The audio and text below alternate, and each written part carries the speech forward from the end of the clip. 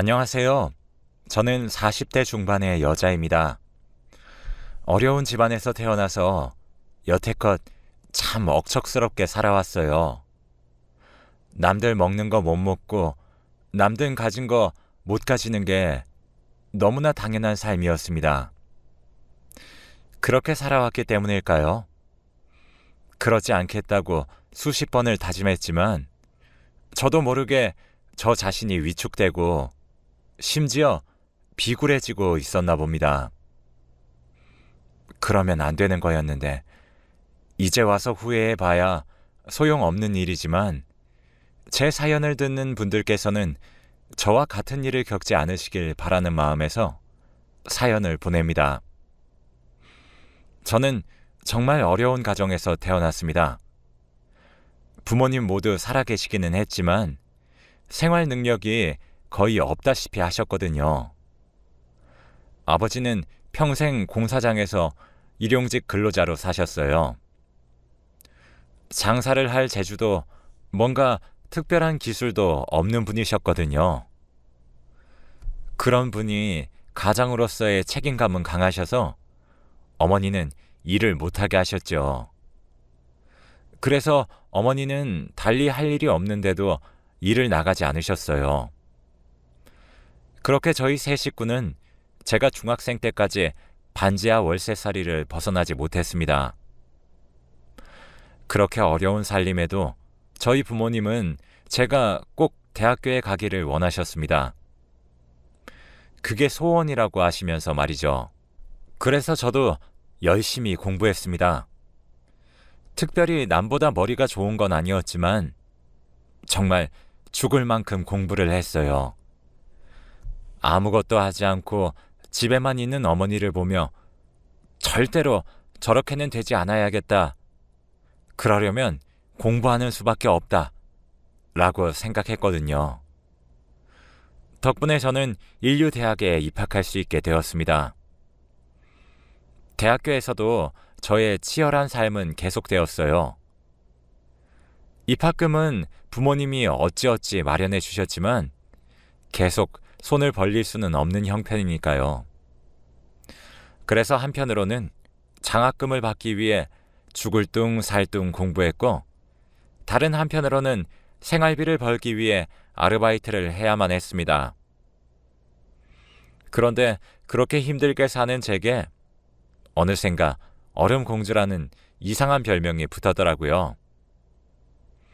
공부도 잘하고 얼굴도 예쁜데 도도하다면서요. 사실 먹고 살기 바빠서 다른 사람 쳐다볼 여유가 없어서 그랬던 건데 말이죠. 어쨌든 그 덕분에 제 주변에는 남자가 끊이질 않았습니다.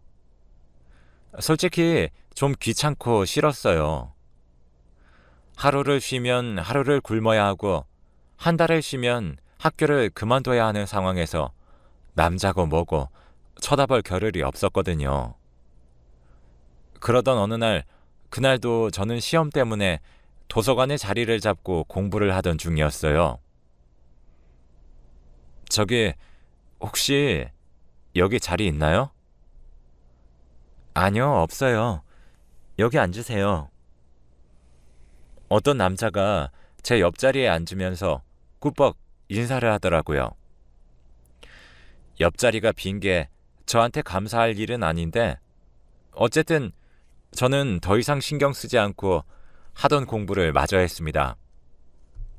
그렇게 몇 시간이나 지났을까 공부를 마치고 아르바이트 갈 시간이 되어 자리에서 일어나려는데 언제 두었는지 제 책 밑에 작은 쪽지가 있더군요. 옆에서 계속 신호주고 있었는데 정말 한 번을 안 봐주시네요. 나오실 때까지 도서관 앞에서 기다리겠습니다. 쪽지를 보는 순간 저도 모르게 웃음이 나오더군요. 대체 신호는 무슨 신호를 줬다는 건지요? 그날 저는 도서관 앞에서 기다리던 남자를 만났고 우리는 서로 사귀는 사이가 되었습니다. 하지만 둘 사이에는 커다란 문제가 있었습니다. 사귀면서 알게 되었는데 남자의 집이 너무나 잘 사는 집이었거든요. 아버지는 대기업 임원이셨고 어머니는 대학 교수셨어요. 그래서 그런지 남자는 어렵게 살아온 흔적이 전혀 없더라고요. 저는 그래서 좋았지만 한편으로는 걱정이 되는 것도 사실이었어요. 집안이 너무 기우니까요. 그래서 남자가 대학교를 졸업할 때쯤 마음의 결정을 내렸습니다. 오빠, 우리 그만 헤어지자. 우리는 미래가 없어. 그게 무슨 소리야? 미래가 없다니. 그렇잖아. 오빠네 집은 잘 살지만 우리 집은 아직도 반지 하방에 살아. 그런 우리가 어울린다고 생각해? 그런 건 신경 쓰지 마. 우리 서로 사랑하면 집안 같은 건 문제도 아니야. 아니야. 그건 오빠 생각이지. 부모님들 생각은 다르실 거야. 감정에 휩쓸리지 말고 냉정하게 생각해. 오빠는 나 말고 더 좋은 사람 만날 수 있을 거야. 오빠는 뒤돌아서는 저를 잡지 않았어요. 그래서 저는 그걸로 끝난 줄 알았죠. 하지만 그렇지 않더군요. 그 뒤로도 오빠는 매일 아침 휴대폰으로 문자 메시지를 보내고 밤에는 전화를 하곤 했어요. 답도 제대로 하지 않는 제게 지극정성을 쏟아부었습니다. 무려 2년을 그렇게 했어요. 그때쯤에는 저도 회사에 취직해서 막 일을 시작하던 때라 여러 가지로 힘든 일이 많았는데 오빠는 그런 저를 항상 응원해줬죠. 저는 그런 한결같은 오빠의 모습에 마음이 흔들렸고 결국 결혼을 결심하게 되었습니다. 하지만 저희 결혼은 상견례부터 삐걱거렸습니다. 서로 인사를 나누고 식사를 하며 이런저런 덕담을 나누었는데 도중에 오빠가 잠시 자리를 비웠던 때였어요. 그때까지 아무 말씀도 하지 않으시던 시어머님이 매서운 표정으로 입을 여시더군요. 저는 이 결혼 찬성 안 합니다. 집안이 기울어도 유분수지. 이건 너무하잖아요. 제가 못 배운 사람도 아니고 재산 가지고 결혼을 한 해 만에 할 생각은 없었지만 그 정도라는 게 있잖아요. 솔직히 결혼한다고 하면 그쪽에서 할 수 있는 게 뭐가 있나요? 애들 밥솥 사줄 돈은 있어요? 여보, 그만해. 당신은 좀 가만히 있어봐요. 솔직히 그렇잖아요. 두 분이 따님 잘 키우신 건 저도 인정할게요. 하지만 결혼은 두 사람만 만나는 게 아니라 집안과 집안이 만나는 거잖아요. 완전히 같지는 못해도 어느 정도는 비슷하긴 해야 하잖아요. 아휴, 죄송합니다. 이 사람이 외아들이 결혼한다는 생각에 마음이 좀 그런가 봅니다. 그런 거 아니라는 거 당신도 알잖아요. 집안이 이렇게 기우는데 애들 둘이 번 돈이 저희 집 쪽으로 다 들어가지 말라는 법이 어디 있어요? 시어머님은 노골적으로 두 집안의 격을 따지시며 결혼을 반대하시더군요. 그런데 그때 저희 아버지가 입을 떼셨습니다. 무슨 말씀인지 알겠습니다. 말씀하신 대로 저희는 가진 게 아무것도 없지요. 하지만 저희도 부모입니다.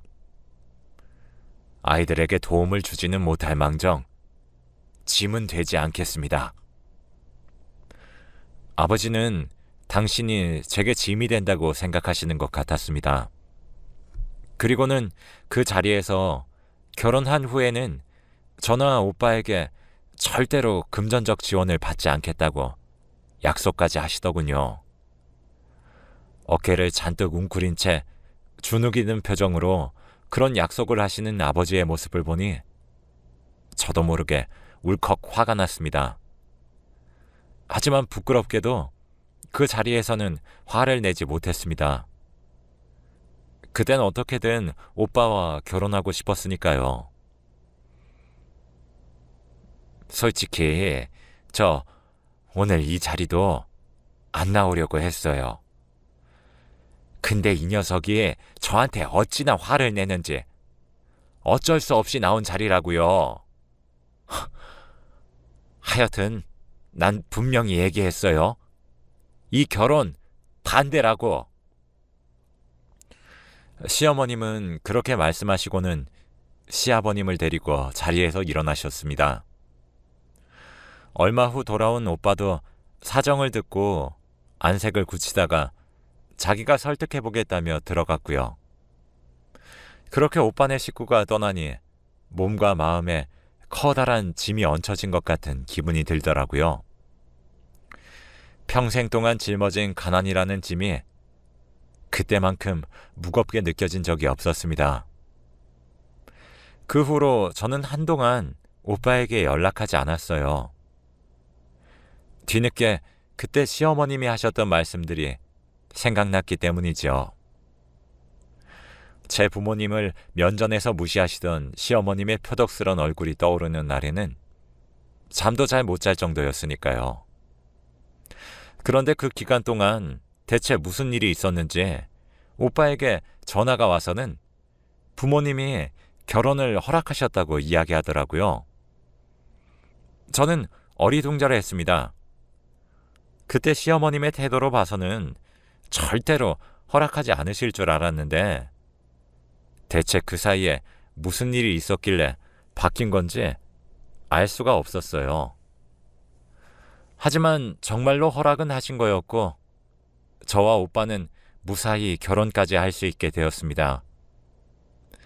저는 결혼하기만 하면 인생의 고난이 모두 끝날 거라고 순진하게 생각하고 있었어요.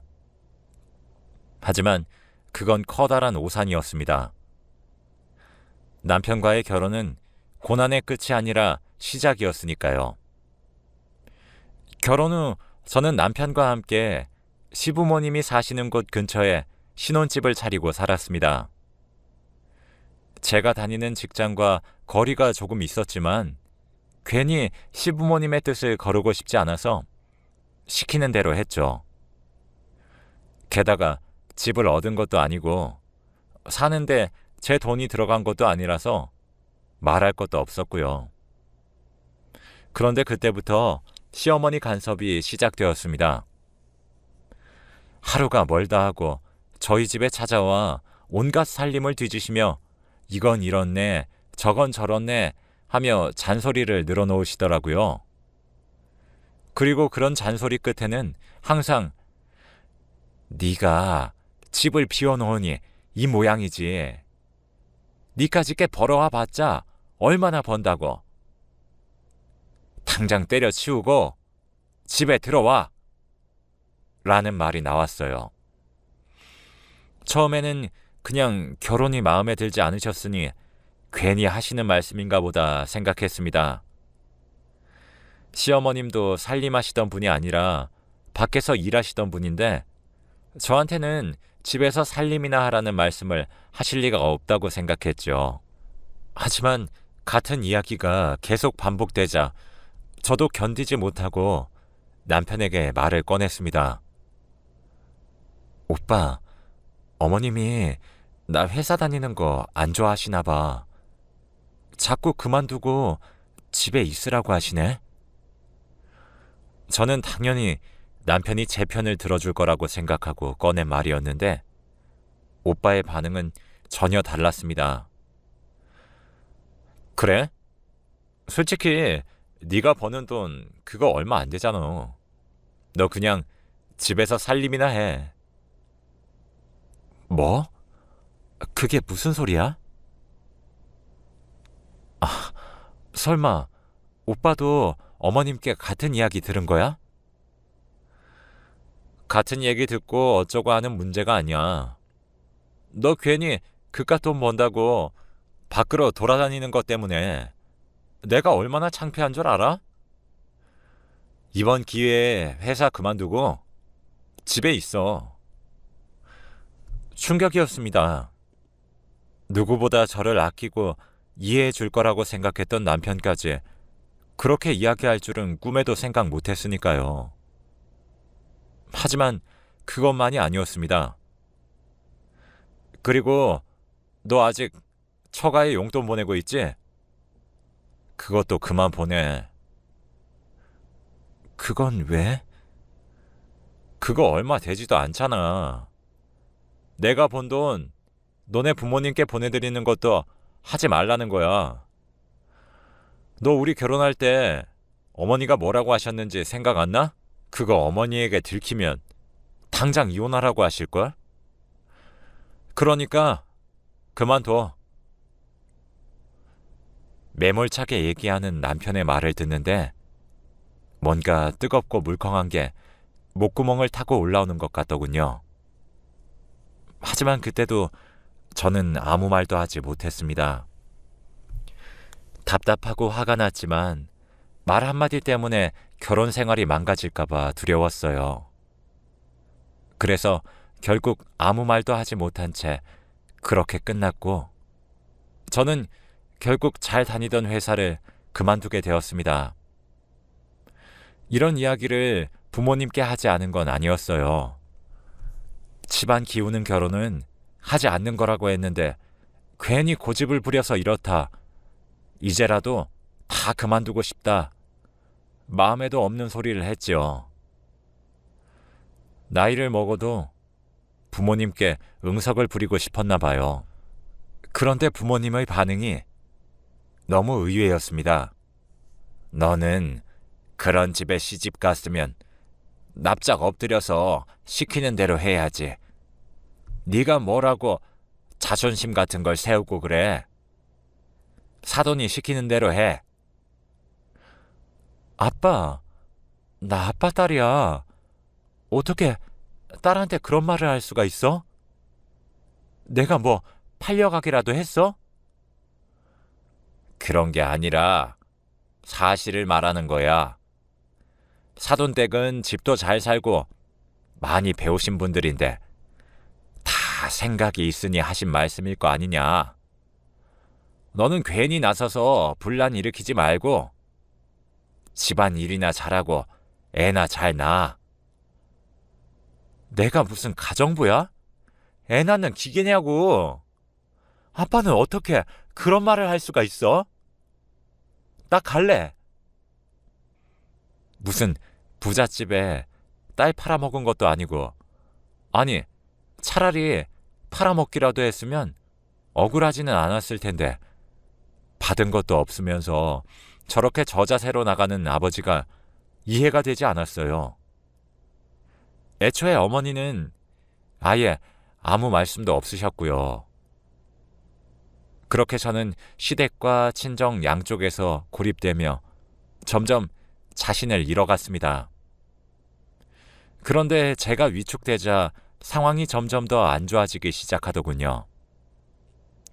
시어머니는 이제 대놓고 저를 무시하며 회사를 그만두고 집에 있는 저를 붙들고는 아들 자랑, 돈 자랑을 하기 시작하셨습니다.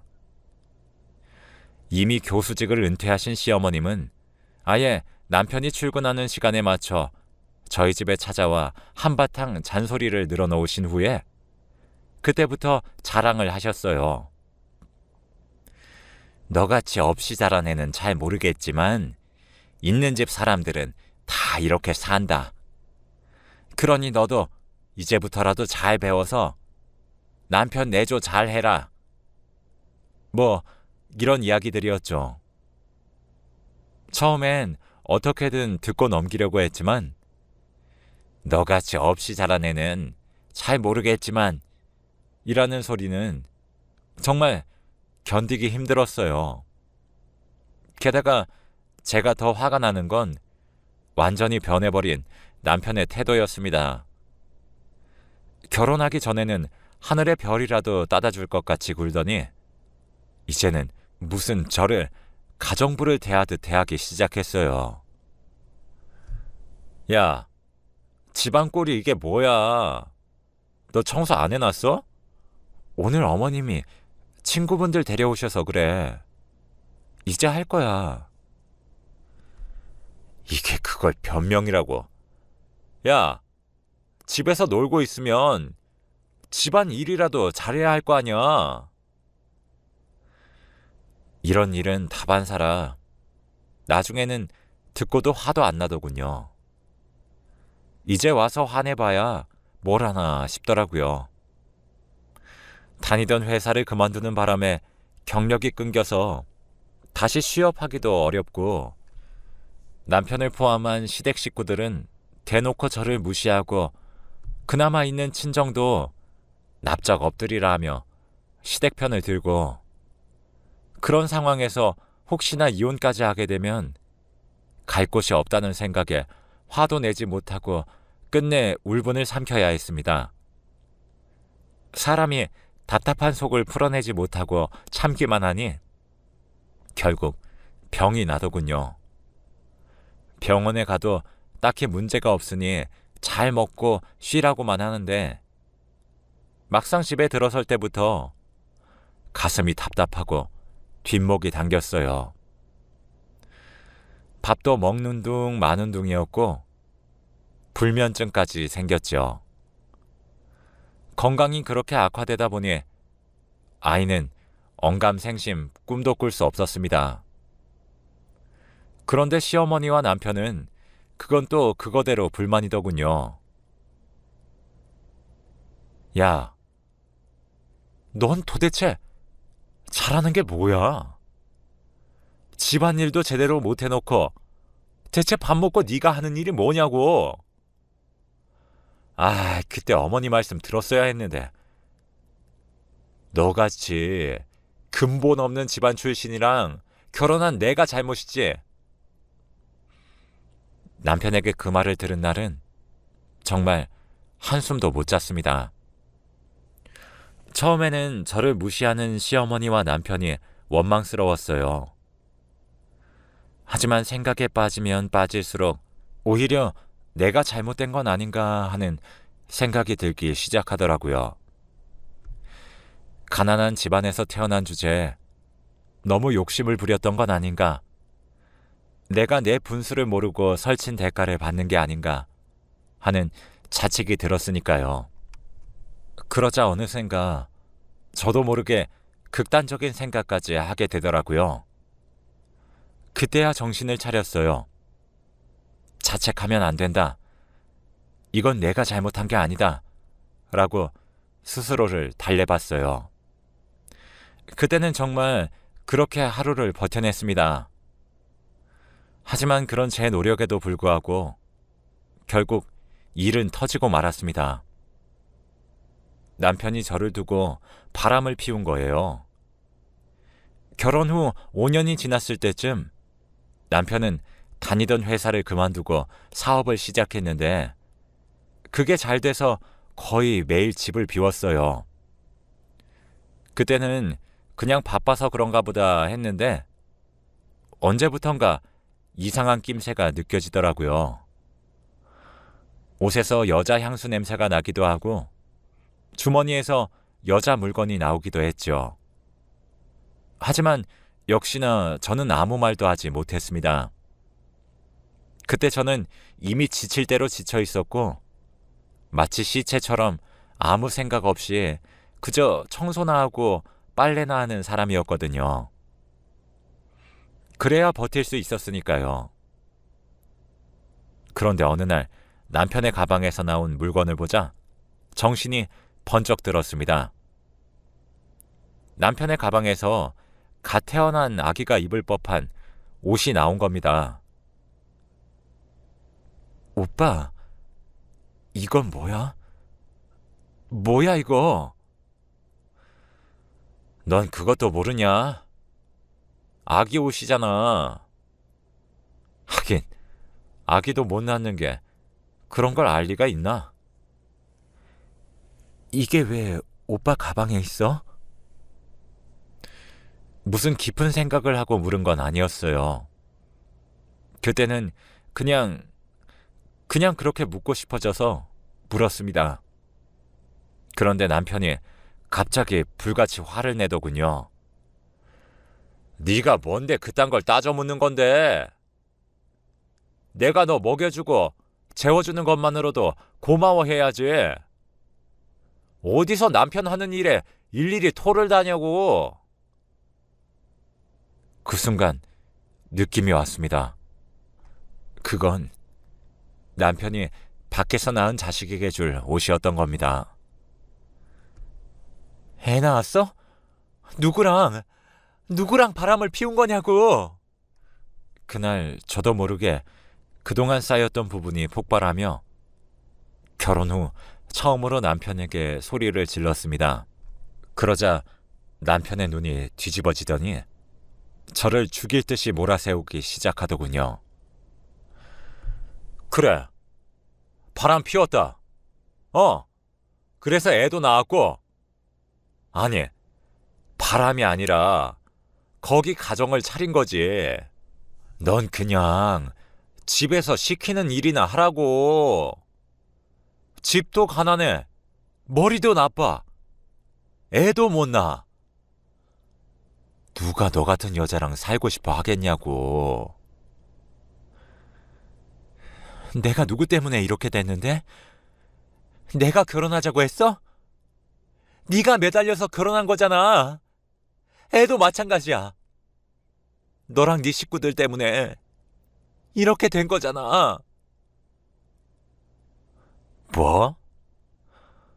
됐고, 너 같은 거랑은 말 섞고 싶지 않으니까 넌 그냥 구석에 처박혀 살아. 내 말 못 들었어?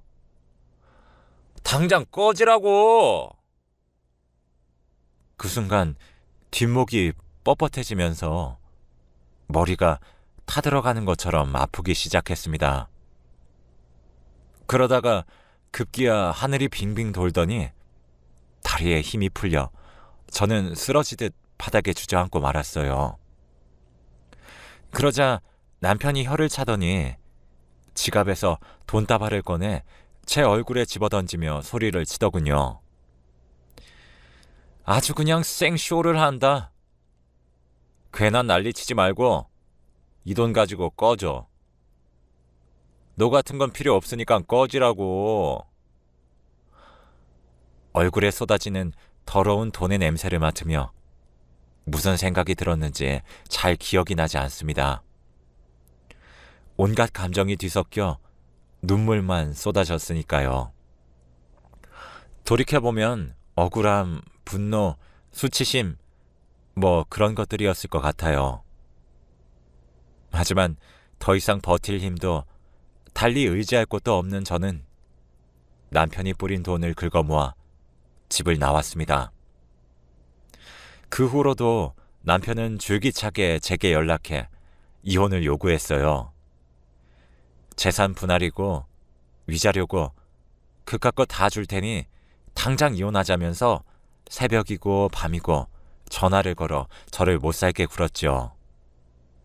하지만 저는 끝내 이혼하지 않았습니다. 그게 제 마지막 자존심이자 구명줄이라고 생각했거든요. 남편과 그런 일이 있고 난 후 제게 남은 것은 복수심이었습니다. 저를 무시하고 괴롭힌 시어머니와 남편, 제 편이 되어주지 않고 돌아서버린 친정, 모두 절대로 그냥 둘 수 없었으니까요. 저는 한동안 말을 잃어버릴 정도로 큰 충격을 받았지만 어떻게든 다시 일어섰습니다. 그리고 곧바로 일자리를 알아보기 시작했죠. 결혼하며 회사를 그만둔 뒤로 한동안 경력이 단절되어 재취업이 힘들긴 했지만 악착같이 매달렸습니다. 제게는 목숨이 걸린 일이었으니 누구보다 절박했었거든요. 그렇게 꼬박 한 달을 노력한 끝에 드디어 취직하게 되었습니다. 새로 취직한 곳은 결혼 전에 다니던 회사에 비하면 구멍가게 수준이었어요. 작은 공장에 직원 몇 명과 격리를 맡은 저 하나가 다인 곳이었거든요. 하지만 저는 꼭 그곳에 들어가고 싶었습니다. 거기가 남편이 아는 회사와 거래를 하고 있었기 때문이죠. 저는 회사에 들어가자마자 우선 업계 사람들과 인맥을 쌓는 데 집중했습니다. 사실 격리 직원이 다른 회사 사람들을 만날 일은 거의 없지만 워낙 작은 회사라 직원도 격리만 보지 않고 다른 일도 했기 때문에 가능한 일이었어요. 그렇게 거의 1년간 남편의 회사 거래처 관계자들과 인맥을 쌓았습니다. 그러는 동안에도 남편에게선 줄기차게 이혼 소리가 날아왔죠. 얼마의 재산을 줄 테니 합의 이혼을 하자면서 말이죠. 저는 그 서류들을 차곡차곡 모아두었습니다. 나중에 쓸 일을 대비해서 말이죠. 그러던 어느 날 남편의 회사에서 저희 회사 쪽으로 대량 주문이 들어왔습니다. 평소에는 한 달에 한 번 정도 2~3천만 원 가량의 주문을 했는데 이번에는 거의 7천만 원 정도나 주문을 했더군요. 그래서 사정을 알아보니 뭔가 큰 건이 생긴 것 같았어요. 그리고 그건 제가 기다리던 복수의 기회였습니다. 저는 사장님께 주문 내용을 전달하며 남편의 회사가 조금 이상한 것 같다는 말을 흘렸습니다. 최근에 그 회사에 돈이 별로 없다는 소문이 돌았는데 갑자기 발주량이 많아진 게 이상하다고 말이죠. 부도날 것 같은 회사가 외상으로 물건을 잔뜩 주문하고는 도망치는 경우가 종종 있었거든요. 제 말이 무슨 뜻인지 대번에 알아챈 사장님은 곧장 밀린 외상부터 갚아야 물건을 보내주겠다고 남편의 회사에 연락했습니다. 이후 사무실에 돌아와서는 제가 아는 모든 거래처에 연락을 돌려 남편의 회사가 위험하니 얼른 외상을 회수하는 편이 좋을 것 같다고 얘기했죠. 그런데 남편은 대체 사업을 어떻게 한 건지 정말 단 한 명도 제 말을 의심하지 않고 연락해줘서 고맙다며 하마터면 큰일이 날 뻔했다고 저한테 고마워하더라고요. 그렇게 제 거짓말로 남편의 회사는 갑자기 부도 위기에 몰린 회사가 되었습니다. 거래하던 거의 모든 거래처에서 밀린 돈을 달라고 난리를 쳤으니 소문이 아니라 실제가 되어버린 것이죠. 이제 때가 되었다고 생각한 저는 남편에게 연락해서 이혼해 줄 테니 만나자고 연락했습니다. 정말 이혼해 줄 거야? 그래. 그게 당신 소원이라며. 이혼해 줄게. 그래. 그건 좋은데 지금은 때가 안 좋아. 한 반년만 미루면 안 되냐? 왜? 매일 전화해서 이혼해달라고 할 때는 언제고? 괜히 시간 끌지 말고 당장 이혼해. 아니면 나 소송할 거야. 뭐? 이게 누구 앞에서 큰 소리야? 나 아직 네 남편이라고. 아, 남편 같은 소리 안 해. 대놓고 밖에서 애까지 만들어 온 놈이 무슨 남편? 괜히 길게 끌어봐야 당신이나 나나 피곤하게만 할 거니까 당장 끝내. 아이씨, 나 지금 돈 없다고. 그건 당신 사정이지. 당신은 언제 내 사정 봐준 적 있어? 그럼 도장은 안 찍는 걸로 알고 있을게. 소송이나 잘 준비해. 저는 끝내 붙잡는 남편을 뿌리치고 집으로 돌아왔습니다. 그리고는 바로 다음 날 남편에게 이혼 소송을 걸고 상간녀에게는 위자료 청구 소송을 걸었죠. 특히 남편에게는 거액의 재산 분할과 위자료를 걸었습니다. 변호사조차도 이렇게 큰 금액을 받아내기는 어려울 것 같다고 할 정도였죠. 하지만 제가 그동안 모아두었던 서류를 보고는 반색을 하더군요. 저와 이혼하고 싶어 안달이 났던 남편은 나중에는 정말 말도 안 되는 재산을 주겠다며 이혼해달라고 했거든요. 그게 서류로 다 남아있으니 더 볼 필요도 없었던 겁니다. 이후 재판은 순조롭게 흘러갔어요. 남편의 외도는 너무나 명백했고 재산을 미끼로 이혼을 종용한 사실도 모두 서류로 남아있었거든요. 결국 몇 개월 만의 재판 끝에 남편에게서는 재산 분할과 위자료 명목으로 30억에 가까운 돈을 받게 되었고 상간녀에게도 2억가량의 위자료를 받게 되었죠. 그런데 판결이 나고 얼마 후 남편과 시어머니가 제가 사는 원룸에 찾아왔습니다. 너 정말 미쳤니? 뭐? 30억? 우리가 왜 너한테 그 돈을 줘야 하는데? 찾아오겠다길래 무릎 꿇고 읍소라도 하나 싶었는데 역시 그게 아니었습니다. 그들은 오히려 저를 협박하며 위자료를 못 주겠다고 버티더군요. 제가 언제 그 돈 달라고 했나요?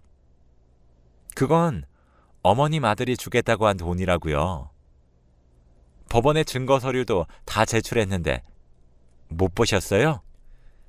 그건 그때 얘기지. 너는 그렇게도 못 배운 티를 내니? 하여튼 그 돈은 못 주니까 그렇게 알아. 왜 못 주시나요? 듣자 하니 회사가 많이 어렵다던데 정말인가 봐요? 제가 슬쩍 찌르자 남편이 갑자기 발끈하더라고요. 이게 진짜 너 오늘 날 잡았어. 이게 하늘 무서운 줄 모르고 입을 놀려? 그러더니 급기야 제 뺨을 때리더군요. 그러자 옆에 있던 시어머니까지 나서 악을 쓰기 시작했습니다. 이게 다 니년이 우리 집에 들어오는 바람에 이렇게 된 거 아니냐? 이게 다 너 때문이라고. 그때 미리 연락해뒀던 경찰이 집에 들이닥쳤습니다. 두 사람이 집에 온다고 할 때부터 이미 이런 상황을 예상하고 불렀는데 그 예상이 딱 맞아 떨어졌죠. 두 사람은 연행되면서도 끝내 악에 바친 소리를 지르더군요. 야, 너 이게 끝이라고 생각해? 너 절대 가만 안 둬! 하지만 남편의 말은 실현되지 않았습니다. 남편과 시어머니는 현행범으로 체포되어 폭행의 협박죄까지 인정되어 실형을 살게 되었으니까요. 그때는 시아버님이 찾아오셔서 무릎까지 꿇고 합의를 요청했지만 저는 합의할 생각이 눈꼽만큼도 없었거든요. 거기다 재판 과정에서 두 사람이 위자료를 지급하지 않으려 했다는 사실까지 밝혀지며 법원에서 강제 집행에 들어갔고 당초 판결대로 저는 30억을 모두 받게 되었습니다. 게다가 위자료로 30억을 날린 남편의 이야기가 소문이 나면서 회사 상황은 더욱 나빠졌습니다. 그러자 남편의 재산만 보고 있던 상간녀가 회사 돈을 들고 잠적해버렸고 결국 회사는 부도에 이어 거액의 빚까지 짊어지게 되었어요. 웃긴 건 제가 남편과 남편의 집안을 박살내는 동안에도 제 부모님은 아무 말도 없었다는 겁니다. 정말 끝까지 무관심한 부모님이었죠. 그동안 있었던 일과 제가 느꼈던 막막함을 생각하면 평생 모른 척하고 싶었지만 그래도 부모님이라 모든 일이 끝나고 몇 년 만에 집에 찾아갔습니다. 그런데 참 집안 꼴이 가관이더군요. 나이를 먹고도 일을 쉬지 않았던 아버지는 허리를 다쳐 드러누워 있었고 어머니는 여전히 초점이 없는 눈으로 멍하니 앉아 계셨어요. 그 모든 일이 벌써 10년 전이네요. 시어머니와 남편은 형을 다 살고 출소했지만 이미 집안에는 남아있는 것이 없었습니다. 시아버님은 두 사람이 교도소에 들어갔을 때 병을 얻어 불과 1년도 안 되는 사이에 돌아가셨고, 그나마 남아있던 재산도 빚쟁이들에게 뜯겨 완전히 빈털터리가 되었으니까요. 저희 아버지는 허리를 다치시고 3년을 바닥에 누워만 계시다가 돌아가셨어요. 어머니는 그동안 계속 아버지의 곁을 지키시다가 아버지와 같은 달에 돌아가셨습니다. 그렇게 저를 괴롭히던 사람들은 모두 벌을 받았습니다. 저는 이제 40대 중반이지만 남편에게 받은 위자료로 남편이 운영하던 회사를 사서 운영하고 있어요. 남편과는 달리 거래처의 신뢰도 쌓고 운영도 잘해서 남편이 하던 때보다 몇 배는 더 키웠죠. 제 이름이 업계에 알려지자 여기저기서 혼처가 들어오더군요. 그 사람들이 보기엔 저 이혼녀 사장이 자수성가해서 큰 돈을 번 것처럼 보였을 테죠. 하지만 저는 혼처가 들어오면 모두 거절합니다. 결혼이라는 말만 들어도 몸서리가 쳐질 정도로 싫기도 했지만 제가 경험한 세상을 제 아이가 경험하게 하고 싶지 않았으니까요. 가끔 조금 외롭긴 하지만 그럴 때는 오히려 일에 매달립니다. 그러다 보면 다 잊을 수 있거든요. 이렇게 모두 다 털어놓고 보니 제 삶이 참 기구했다는 생각이 드네요. 가난하고 무기력한 부모님 밑에서 자라 어떻게든 제 힘으로 살아보려고 노력했어요. 하지만 단 한 번의 실수로 나락으로 떨어져 버리고 말았죠. 그때 남편 같은 사람과 결혼하지 말았어야 했는데, 그 한 번의 실수로 평범하게 살고 싶었던 제 인생이 완전히 뒤집어졌네요. 모쪼록 여러분들께서는 매 순간 좋은 선택을 하시게 되길 바랍니다. 지금까지 두서없이 긴 이야기 들어주셔서 감사합니다.